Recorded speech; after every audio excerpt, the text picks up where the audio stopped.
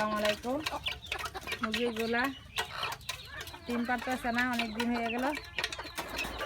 তাদের যে অবস্থা, বৃষ্টি অসুস্থ হয়ে গেছে বৃষ্টির কারণে। বাচ্চার বাচ্চাগুলা বড় হইতেছে না, পানির দিলে গুলে খাইয়ে ফেলে। এই পরিস্থিতি মুরগি বাচ্চাগুলা পুষতে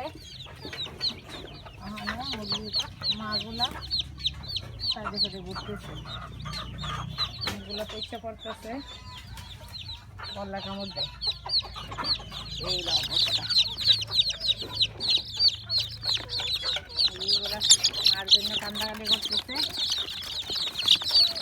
মা সাইড থেকে ঘুরে মশলা দিলে মুরগিগুলা এসে ফেলা হবে।